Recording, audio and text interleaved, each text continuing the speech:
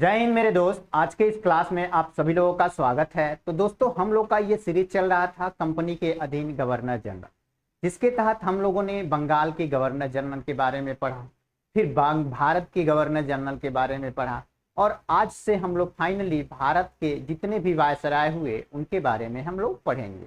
तो इसके तहत हम लोगों ने पढ़ा था कि 1856 ईस्वी में जैसे ही भारत का गवर्नर जनरल बनता है लॉर्ड कैनिंग, तो 1857 की क्रांति होती है। और 1857 की क्रांति के बाद जो पहले भारत में कंपनी का शासन हुआ करता था, वो अब कंपनी का शासन न रह के ब्रिटिश सरकार का शासन स्थापित हो गया। यानी कि भारत पे अब सीधे ब्रिटिश सरकार कंट्रोल करने लगी थी। और साथ ही ये हुआ था कि पहले भारत में जितने भी गवर्नर जनरल थे उनको गवर्नर जनरल के नाम से पुकारा जाता था, लेकिन लॉर्ड कैनिंग के समय से ही ये गवर्नर जनरल का पद परिवर्तित करके वायसराय के रूप में जाना जाने लगा था। तो इस तरह हम कह सकते हैं कि भारत का अंतिम गवर्नर जनरल जो था वो लॉर्ड कैनिंग था, और भारत का प्रथम वायसराय था वो लॉर्ड कैनिंग ही था।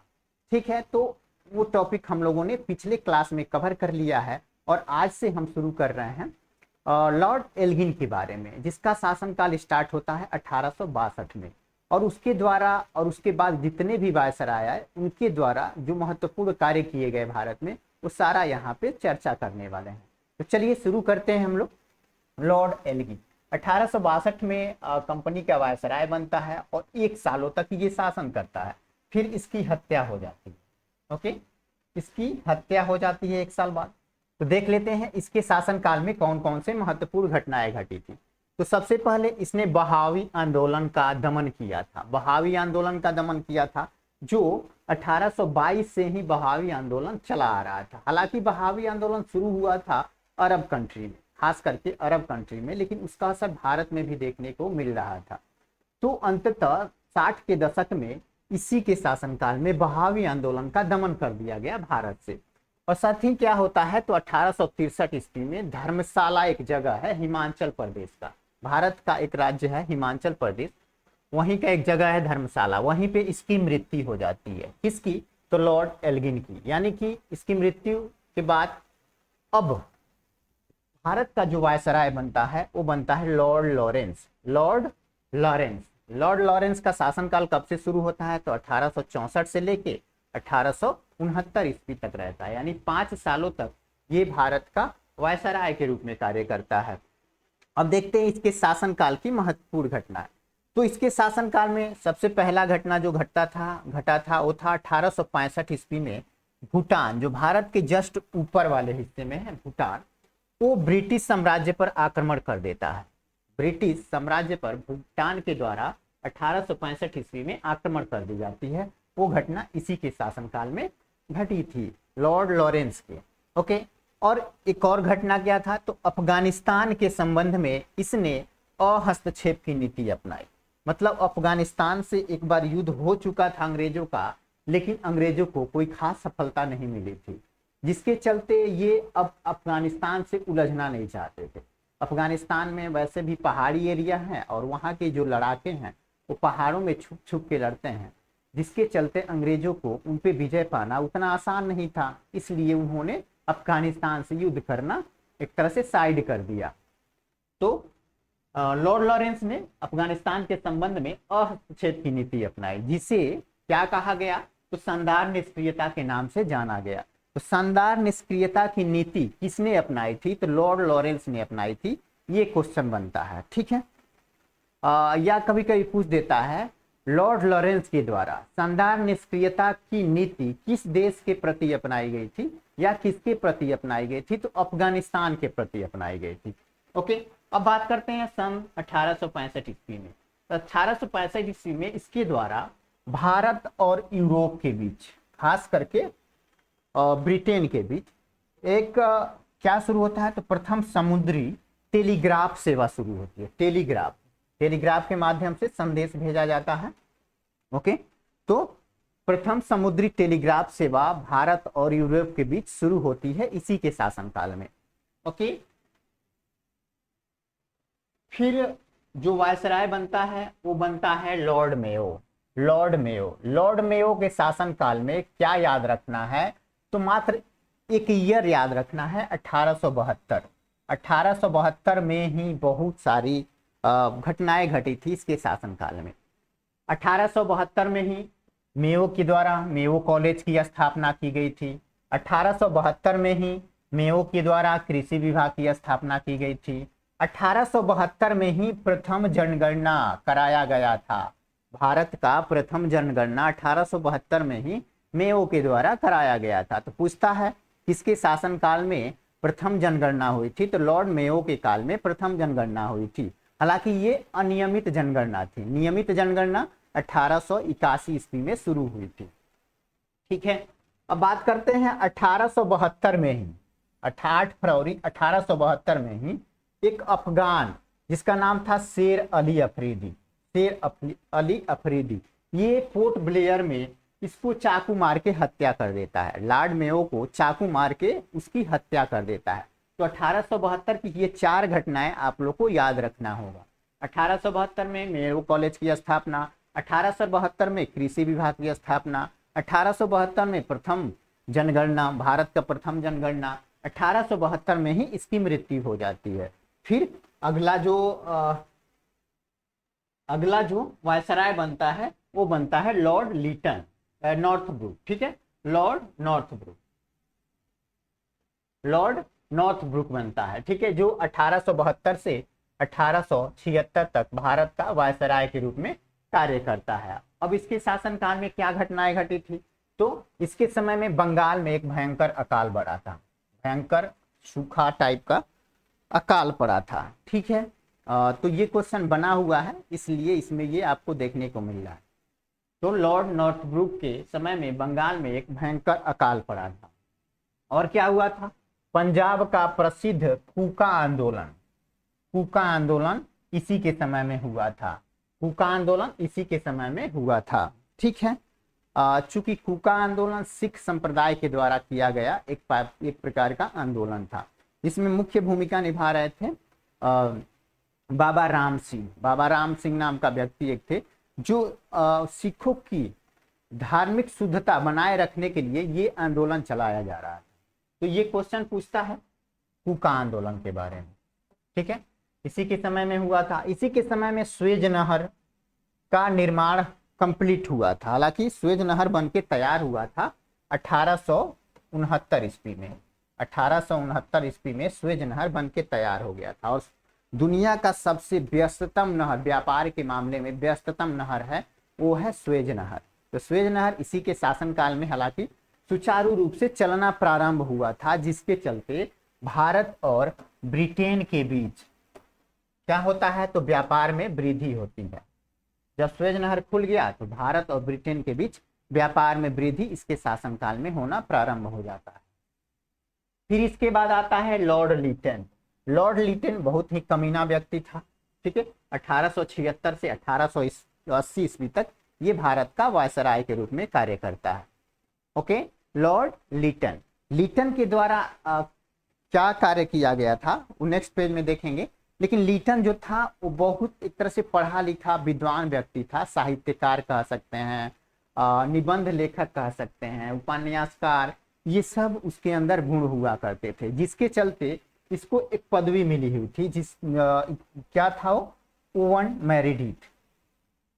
ये उपन्यासकार, निबंध लेखक, साहित्यकार था, इसलिए इसको क्या कहा गया था, ओवन मेरिडिथ के नाम से इसको जाना जाता था। किसको, तो लॉर्ड लिटन को। ये नाम याद रखिएगा कि ओवन मेरिडिथ किसका उपनाम था, या ओवन मेरिडिथ किसका, ओवन मेरिडिथ नाम से किसको जानते थे, तो इसी को जानते थे। किसको, तो लॉर्ड लिटन को। अब इसके शासनकाल की महत्वपूर्ण घटना देखते हैं, वो क्या था।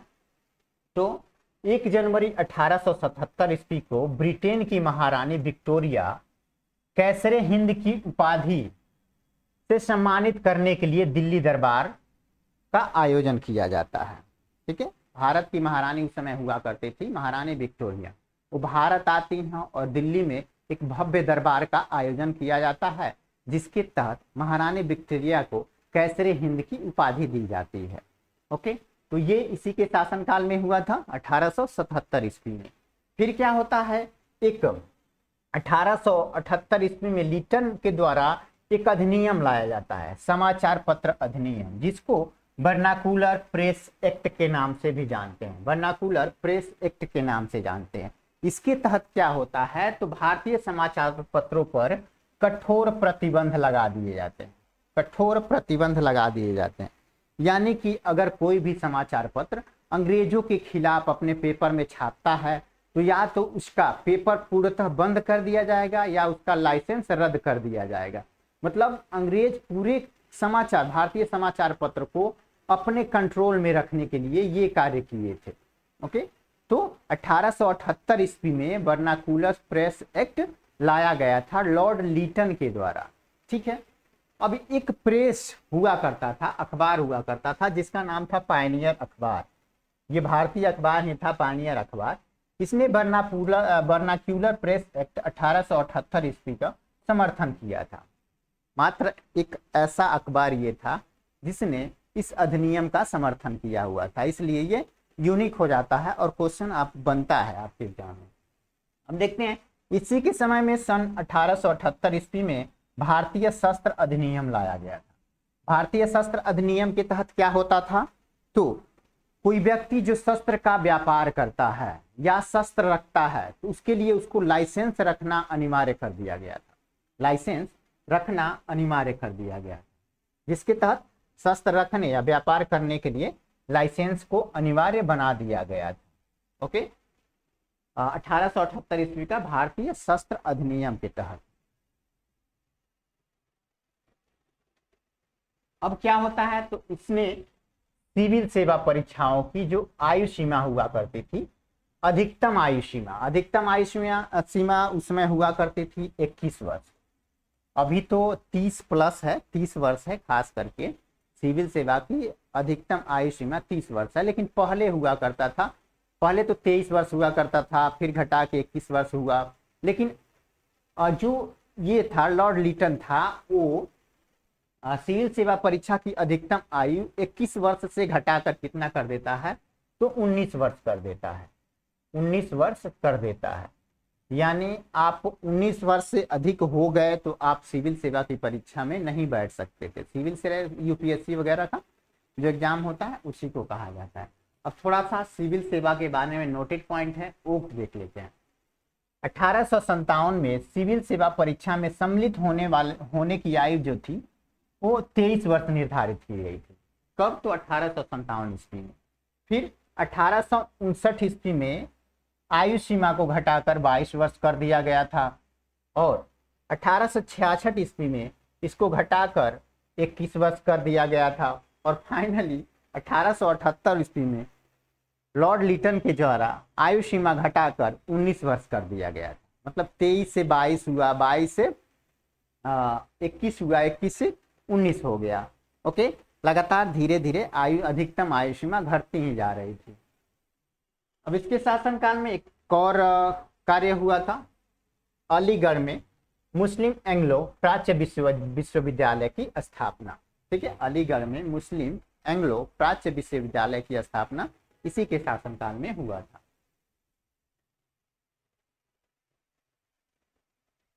अब बात करते हैं लॉर्ड रिपन की। लॉर्ड लीटन के बाद लॉर्ड रिपन आता है और लॉर्ड रिपन एक बहुत ही अच्छा व्यक्ति था। लीटन के बाद रिपन आता है और रिपन आते ही सबसे पहले क्या करना शुरू करता है, तो लॉर्ड लीटन के द्वारा जितने भी खराब कार्य किए गए थे भारत में उसमें सुधार करने का प्रयास करता है। ओके, उसमें सुधार करने का ये प्रयास करता है।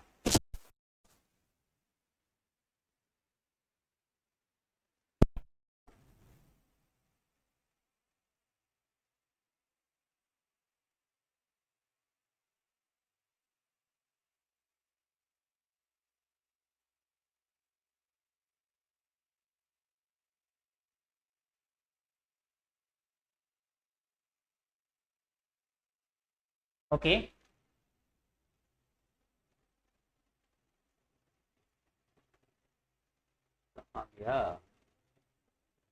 हाँ, लॉर्ड रिपन की बात करें तो ये क्या करता है, तो सबसे पहले प्रधानमंत्री ग्लैड स्टोन हुआ करते थे, ब्रिटेन के प्रधानमंत्री। उनके परामर्श से क्या करता है, तो जो समाचार पत्रों पे एक तरह से प्रतिबंध लगाया गया था लॉर्ड लीटन के द्वारा, भारतीय समाचार पत्रों को प्रतिबंधित कर दिया गया था वर्नाकुलर प्रेस एक्ट 1878 के तहत, उसको ये समाप्त कर देता है। यानी कि समाचार पत्रों की स्वतंत्रता ये सबसे पहले बहाल करता है।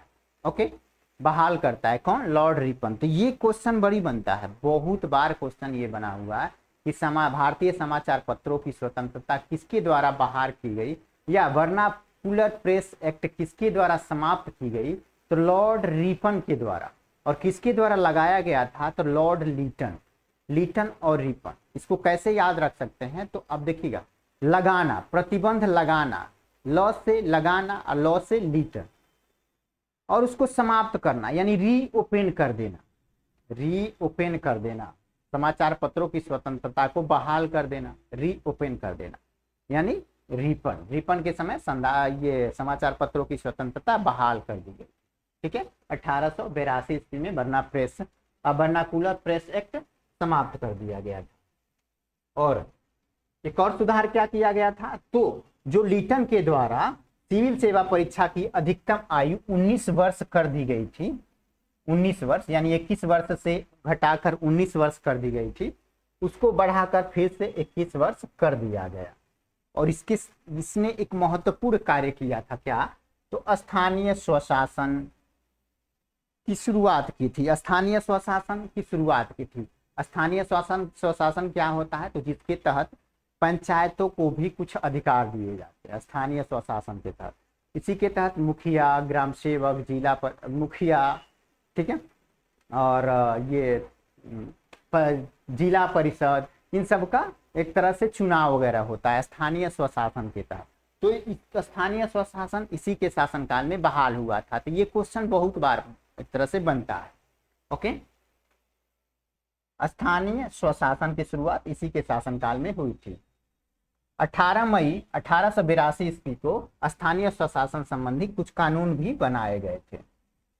अब बात करते हैं, इसके समय में ही भारत में सन 1881 ईस्वी में सर्वप्रथम नियमित जनगणना कराई गई थी। नियमित जनगणना इसी के शासनकाल में कराई गई थी। ओके, नियमित जनगणना 1872 ईस्वी में क्या हुआ था, तो जनगणना तो कराई गई थी लेकिन वो अनियमित जनगणना थी। लेकिन नियमित रूप से 1881 ईस्वी में इसी के शासनकाल में जनगणना प्रारंभ हुआ था, लॉर्ड रिपन के शासनकाल में। ये क्वेश्चन बनता है।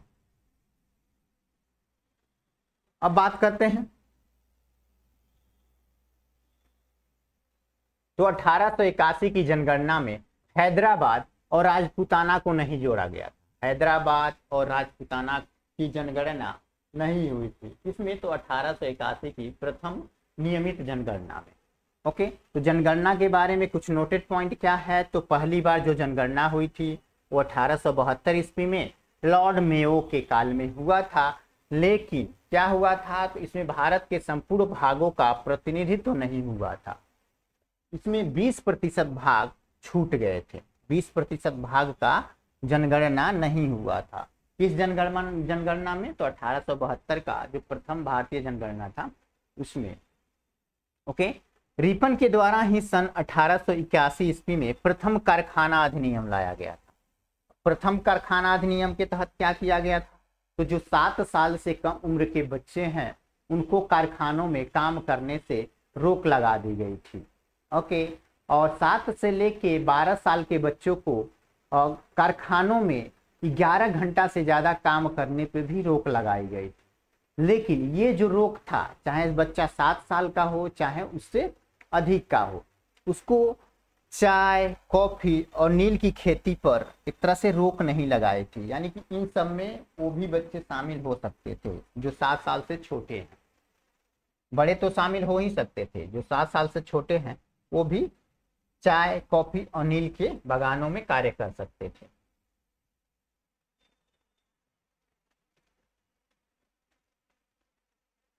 अब बात करते हैं 3 फरवरी 1872 में रिपन के समय में एक शैक्षिक सुधार आता है। शैक्षिक सुधार, उसके तहत विलियम हंटर आयोग की अध्यक्षता में एक आयोग का गठन होता है? तो कई बार क्वेश्चन बनता है विलियम हंटर आयोग, जो शिक्षा में सुधार से संबंधित आयोग था, उसकी स्थापना या उसका निर्माण किसके शासनकाल में हुआ था? तो लॉर्ड रिपन के शासनकाल में हुआ था। लॉर्ड रिपन बहुत ही बेस्ट एक तरह से वायसराय था, जो भारत के पक्ष में बहुत ही बढ़िया बढ़िया बहुत अच्छे कार्य किए थे। ओके, जो भारत के प्रथम शिक्षा आयोग था, इसमें व्यापारिक शिक्षा पर भी एक तरह से बल दिया गया था। व्यापारिक शिक्षा पर भी बल दिया गया था। फरवरी 1883 को इल्बर्ट विधेयक प्रस्तुत किया जाता है। इल्बर्ट विधेयक। अब इल्बर्ट विधेयक क्या था? तो इल्बर्ट विधेयक बहुत ही एक तरह से कहा जाए शानदार विधेयक था, लेकिन ये पास नहीं हो पाया था। इल्बर्ट विधेयक में क्या था? तो कोई अंग्रेज के खिलाफ मुकदमा न्यायालय में जाता है तो वहां पे भारतीय न्यायाधीश बैठा है तो वो उनकी मुकदमा सुन सकता है। कहने का मतलब है कि अंग्रेजों का मुकदमा कोई भारतीय न्यायाधीश भी सुन सकता है और निर्णय दे सकता है। यही इस इल्बर्ट बिल में दिया हुआ था। ये बात श्वेत अंग्रेजों के जो नागरिक थे उनको पसंद नहीं आई थी, तो उन्होंने श्वेत क्रांति कर दिया था। तो कई बार क्वेश्चन बनता है कि श्वेत क्रांति किसके विरुद्ध हुई थी? भारत में श्वेत क्रांति किसके विरुद्ध हुई थी? तो इल्बर्ट बिल के विरुद्ध हुआ था। इल्बर्ट बिल में एक तरह से अंग्रेजों के खिलाफ भी मुकदमा लड़ा जा सकता था भारतीय न्यायाधीशों के द्वारा। फ्लोरेंस नाइटिंगेल का नाम आप लोगों ने सुना होगा। एक भारतीय उद्धारक के रूप में भी कार्य समाज सेवी हुआ करते थे। ठीक है, इन्होंने रिपन को एक पदनाम दिया था, भारत के उद्धारक की संज्ञा फ्लोरेंस नाइटिंगेल के द्वारा रिपन को दी गई थी। ठीक है, फ्लोरेंस नाइटिंगेल के द्वारा रिपन को भारत का उद्धारक की संज्ञा दी गई थी। यानी किसने भारत के उद्धार के विषय में बहुत सारे कार्य किए थे। अब इसका शासनकाल जैसे ही समाप्त होता है उसके बाद आता है लॉर्ड डफरिन के समय में एक महत्वपूर्ण क्वेश्चन ये बनता है कि कांग्रेस की स्थापना। लॉर्ड डफरिन का जो शासनकाल था 1884 से 1888 ईस्वी तक था और इसी के बीच में कांग्रेस की स्थापना होती है A.O. ह्यूम के द्वारा। ओके, तो देख लेते हैं, मतलब सबसे महत्वपूर्ण घटना वही थी इसके शासनकाल की। उसके अलावा भी बहुत सारा था, वो देख लेते हैं। तो इसके समय में क्या हुआ था? तो तृतीय आंग्ल बर्मा युद्ध हुआ। तृतीय आंग्ल बर्मा युद्ध जो 1885 से 1888 ईस्वी तक चलता है और फाइनली बर्मा को पूर्णतः अंग्रेजों के कंट्रोल में कर लिया जाता है। ठीक है, यानी अंग्रेज राज्य में मिला लिया जाता है बर्मा यानी कि म्यांमार को। अब बात करते हैं इसके समय में ही सबसे महत्वपूर्ण घटना थी, वो क्या थी? तो 28 दिसंबर 1885 को बम्बई, आज का जो मुंबई है उस समय उसे बम्बई के नाम से जाना जाता था, वहां पे A.O. ह्यूम के नेतृत्व में क्या होता है? तो भारतीय राष्ट्रीय कांग्रेस की स्थापना होती है। डेट याद रखिएगा, 28 दिसंबर 1885, यानी कि 3 दिन बाद 1886 आने वाला था, है ना। अब देखते हैं लॉर्ड लैंसडाउन के समय में क्या हुआ था?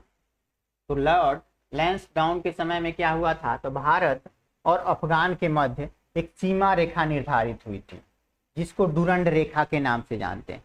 भारत और अफगानिस्तान की सीमा रेखा को हम डूरंड रेखा के नाम से जानते हैं। उसका निर्धारण इसी के शासनकाल में हुआ था। ओके, फिर क्या होता है? तो 1891 ईस्वी का दूसरा कारखाना अधिनियम आता है। पहला कारखाना अधिनियम कब आया था? तो 1881 ईस्वी में लॉर्ड रिपन के समय में। उसके तहत 7 साल से कम उम्र के बच्चों को कल कारखानों में कार्य करने से मना कर दिया गया था, मतलब प्रतिबंध लगा दिया गया था। लेकिन दूसरा कारखाना अधिनियम कब आता है? ये क्वेश्चन पूछता है कि प्रथम कारखाना अधिनियम कब आया था या द्वितीय कारखाना अधिनियम कब आया था। तो प्रथम कारखाना 1881 ईस्वी में और द्वितीय कारखाना अधिनियम 10 साल बाद 1891 ईस्वी में आता है। लॉर्ड लैंसडाउन के बाद कौन अगला वायसराय बनता है? तो लॉर्ड एल्गिन द्वितीय, जो 1894 में वायसराय बनता है और 1899 ईस्वी तक रहता है। 1899 ईस्वी तक ये भारत का वायसराय रहता है। इसके शासनकाल में कोई महत्वपूर्ण कार्य नहीं हुए थे, तो हम इसके बारे में ज्यादा चर्चा नहीं करेंगे। अब बात करते हैं हम लोग लॉर्ड कर्जन के बारे में। लॉर्ड कर्जन जो 1899 से 1905 तक भारत का वायसराय बनता है। लॉर्ड कर्जन के शासनकाल में एक महत्वपूर्ण घटना घटी थी, वो थी बंगाल का विभाजन। बंगाल को दो हिस्सों में बांट दिया गया था, पूर्वी बंगाल और पश्चिमी बंगाल। ओके, तो देख लेते हैं। उसके अलावा भी बहुत सारे महत्वपूर्ण कार्य किए गए थे इसके द्वारा, लॉर्ड कर्जन के द्वारा। लॉर्ड कर्जन 1899 में वायसराय बनता है और 1905 ईस्वी तक ये वायसराय रहता है। 1899 में कर्जन को भारतीय टंकन और पत्र मुद्रा अधिनियम पारित किया जाता है। कर्जन ने क्या किया, तो एक भारतीय टंकन और पत्र मुद्रा अधिनियम पारित कराया, और इसके तहत क्या किया गया, तो जो अंग्रेजी वर्ष मुद्रा थी, अंग्रेजी मुद्रा हुआ करती थी, उसको भी भारत में कानूनी मुद्रा घोषित कर दिया गया। यानी कि भारत जो ब्रिटेन में पौंड चला हुआ करता, पौंड चलता है ब्रिटेन में, उसको भी भारत की वैध मुद्रा घोषित कर दिया गया। यानी कि अब वो पैसा भारत में भी चल सकता था। ठीक है, इसी के द्वारा, लॉर्ड कर्जन के द्वारा, कर्जन कहिए या दुर्जन कहिए, ठीक है। इसके द्वारा 1901 ईस्वी में सिंचाई आयोग की स्थापना की गई थी। 1901 ईस्वी में रेलवे आयोग की भी स्थापना की गई थी। 1902 ईस्वी में पुलिस आयोग की भी स्थापना की गई थी, और 1902 ईस्वी में भी क्या हुआ था, तो विश्वविद्यालय आयोग की स्थापना की गई थी। और फाइनली 1904 ईस्वी में भारतीय विश्वविद्यालय अधिनियम पास भी हो गया था। ये सब तो एक तरह से आयोग, किसी न किसी की अध्यक्षता में एक आयोग का गठन किया गया था।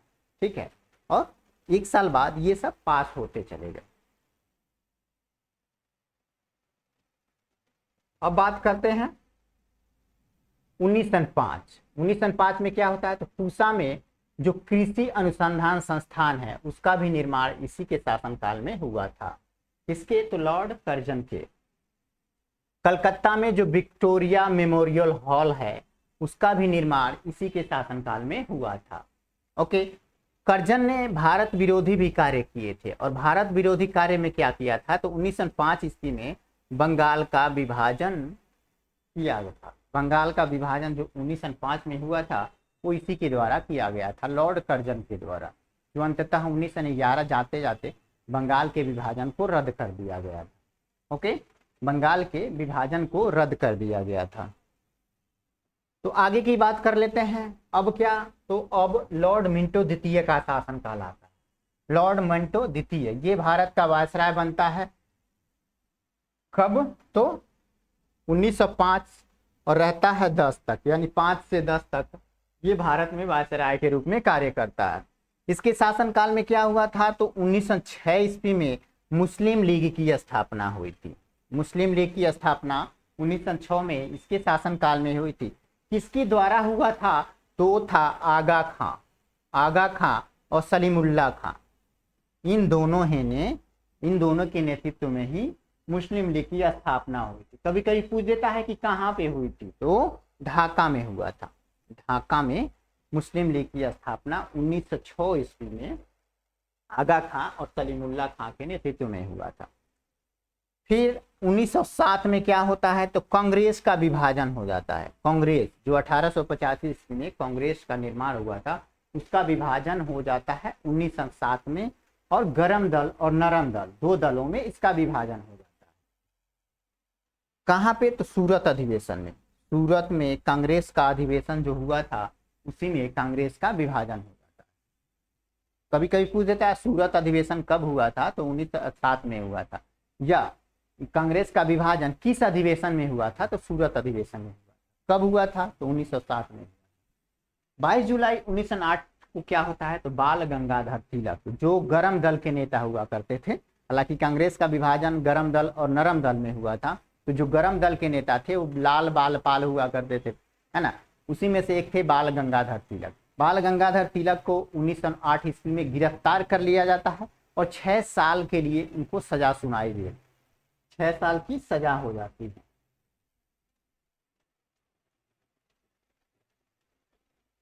अब बात करते हैं 1909। 1909 में मॉर्ले मिंटो सुधार अधिनियम आता है और मॉर्ले मिंटो सुधार अधिनियम के तहत ही कहा जाता है कि भारत का विभाजन जो 1947 में दो देशों में हुआ, भारत और पाकिस्तान, उसका नींव यहीं से पड़ गया था।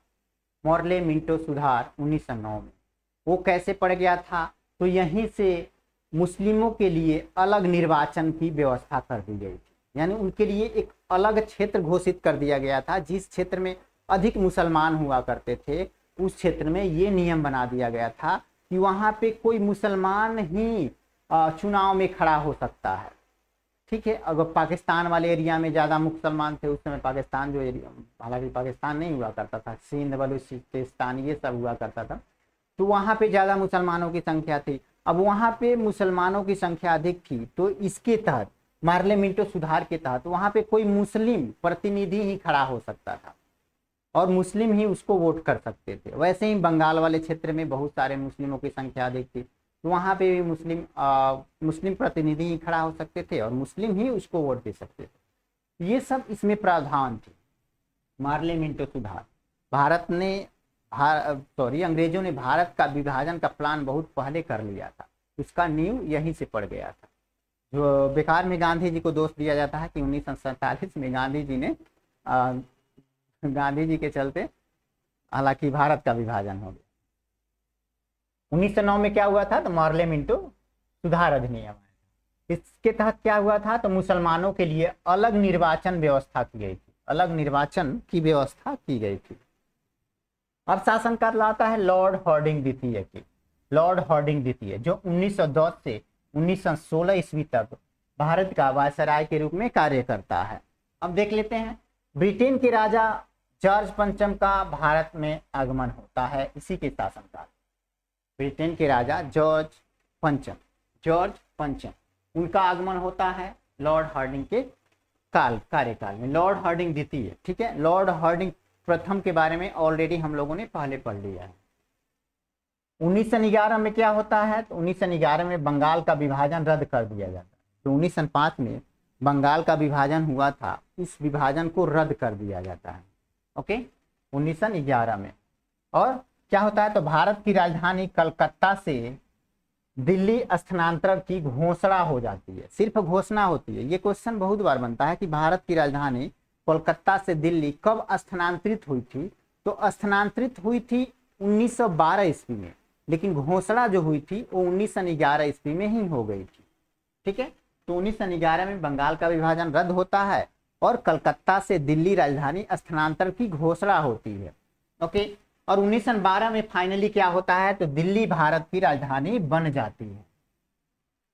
23 दिसंबर 1912 को एक घटना होती है। वो घटना क्या होता है, तो लॉर्ड हार्डिंग द्वितीय पर दिल्ली में बम फेंका जाता है और बम फेंका जाता है और उसके तहत बहुत सारे लोगों को गिरफ्तार किया जाता है। कुछ लोगों को फांसी दे दी जाती है, कुछ लोगों को आजीवन कारावास दे दिया जाता है। फिर 28 जुलाई 1914 का ये विश्व के इतिहास में एक काला दिन के रूप में जाना जाता है। वो कौन सा दिन था, तो द्वितीय विश्व युद्ध की शुरुआत। ठीक है, 28 जुलाई 1914 को द्वितीय विश्व युद्ध का प्रारंभ होता है। ओके, किसके शासनकाल में, तो लॉर्ड हार्डिंग द्वितीय के काल में। अब बात करते हैं 1916 में क्या होता है, तो 1916 में लॉर्ड हार्डिंग द्वितीय को क्या किया जाता है, तो बनारस हिंदू विश्वविद्यालय यानी कि BHU का कुलाधिपति नियुक्त किया जाता है।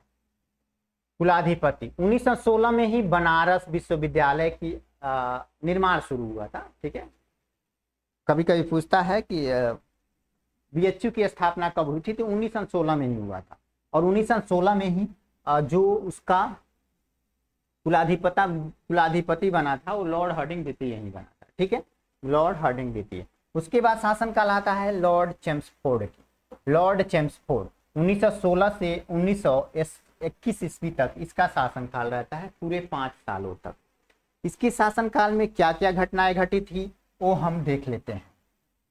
ओके, तो 1916 में क्या हुआ था, तो कांग्रेस का एकीकरण हुआ था। जो सूरत अधिवेशन में कांग्रेस का विभाजन हो गया था गर्म दल में और नरम दल में, वो 1916 का जो लखनऊ अधिवेशन होता है कांग्रेस का, ठीक है, उसमें ये दोनों मिल जाते हैं। कांग्रेस के दोनों दल, गरम दल नरम दल, दोनों का एकीकरण होता है और साथ ही मुस्लिम लीग के साथ समझौता हो जाता है। मुस्लिम लीग भी एक तरह से इनके साथ आ जाता है। फिर क्या होता है, तो 1916 में पूना में एक महिला विश्वविद्यालय की स्थापना की जाती है। 1916 में पूना में महिला विश्वविद्यालय की स्थापना होती है। फिर 1919 ईस्वी में 1919 ईस्वी में मॉन्टेग्यू चेम्सफोर्ड अधिनियम आता है। मॉन्टेग्यू चेम्सफोर्ड अधिनियम, ये नाम क्या क्यों पड़ा था मॉन्टेग्यू चेम्सफोर्ड अधिनियम? क्योंकि उस समय वायसराय जो हुआ करता था वो चेम्सफोर्ड हुआ करता था और मॉन्टेग्यू जो था उसी के द्वारा ये अधिनियम तैयार किया गया था, मॉन्टेग्यू चेम्सफोर्ड अधिनियम। इसके तहत द्वैध शासन प्रणाली भी लागू हो गया था भारत में। द्वैध शासन प्रणाली जो शुरू में बताए थे लॉर्ड क्लाइव के समय में ही बंगाल में शुरू हुआ था, वो भी एक तरह से लागू हो गया था द्वैध शासन प्रणाली। और सबसे महत्वपूर्ण कार्य क्या किए हुए थे इसमें, तो महिलाओं को भी अब वोट देने का अधिकार मिल गया था। इसके तहत महिलाएं भी अब वोट कर सकती थी। ओके, तो 1919 में रोलेट एक्ट पारित हुआ था। इसी के शासनकाल में लॉर्ड चेम्सफोर्ड, रोलेट एक्ट को काला कानून कहा जाता है। बिना दलील बिना वकील की गिरफ्तारी, यानी काला कानून इसी को कहा जाता है, रोलेट एक्ट को। मतलब जिस पे शक हुआ उसको जाके गिरफ्तार कर लिए और कैद कर दिए, ठीक है। तो 1919 में रोलेट एक्ट पारित हुआ था, जिसका विरोध भारतीयों ने जबरदस्त किया था। इसके विरोध में बहुत सारे जो नेता थे वो अपनी उपाधियां लौटा दिए थे। ओके, 13 अप्रैल 1919 ईस्वी को एक बहुत ही भयंकर घटना होती है, वो होती है जलियांवाला बाग हत्याकांड। जलियांवाला बाग हत्याकांड जो अमृतसर में हुई थी। क्या हुआ था, तो रोलेट एक्ट के विरोध में, रोलेट एक्ट जब पारित हुआ था तो इसी के विरोध में वहां पे जलियांवाला बाग में बहुत सारे व्यक्ति इकट्ठा हुए थे मीटिंग के लिए। वहां पे अंग्रेज पहुंच जाते हैं और उन पे लगातार फायरिंग करना शुरू कर देते हैं, जिसके तहत बहुत सारे लोगों की मौत हो गई थी। इस पे एक मूवी भी बनी हुई थी, मूवी भी बनी हुई है, बहुत बढ़िया मूवी है, शायद उधम सिंह या कुछ ऐसा करके मूवी है, ठीक है। 13 अप्रैल 1919 ईस्वी को क्या हुआ था, तो जलियांवाला बाग हत्याकांड हुआ था, ठीक है। फिर 1919 ईस्वी में ही एक और भी हुआ था, खिलाफत आंदोलन का प्रारंभ होना। 1919 ईस्वी में भी खिलाफत आंदोलन प्रारंभ हुआ था। तो 1916 में कांग्रेस का एकीकरण, मुस्लिम लीग के साथ भी एक तरह से कांग्रेस का समझौता हुआ था। 1916 में पूना में महिला विश्वविद्यालय की स्थापना हुई थी। और 1919 में तो 4 घटनाएं आप लोग को याद रखनी है। एक मॉन्टेग्यू चेम्सफोर्ड अधिनियम आया था, 1919 में रोलेट एक्ट पारित हुआ था, 1919 में ही जलियांवाला बाग हत्याकांड हुआ था, 1919 में ही खिलाफत आंदोलन प्रारंभ हुआ था। ओके, अब आते हैं 1920 में, ये भी उसी का शासनकाल था, लॉर्ड चेम्सफोर्ड का। तो 1920 में क्या होता है, तो 1920 में असहयोग आंदोलन स्टार्ट हो जाता है। असहयोग आंदोलन 1920 में ही भारतीय कम्युनिस्ट पार्टी की स्थापना भी होती है। भारतीय कम्युनिस्ट पार्टी की स्थापना होती है, ठीक है। तो दोस्तों आज का क्लास हम लोग यहीं रखते हैं, मिलते हैं नेक्स्ट क्लास में आप लोग के साथ। तो अगर आप लोग को वीडियो अच्छा लगा हो तो इसे लाइक जरूर करें और चैनल को शेयर और सब्सक्राइब जरूर करें, ताकि हम बने रहें रेगुलर तौर पे आपके साथ। तो बहुत बहुत धन्यवाद इस वीडियो को देखने के लिए। मिलते हैं नेक्स्ट क्लास में, तब तक के लिए सभी को tata bye bye, thank you.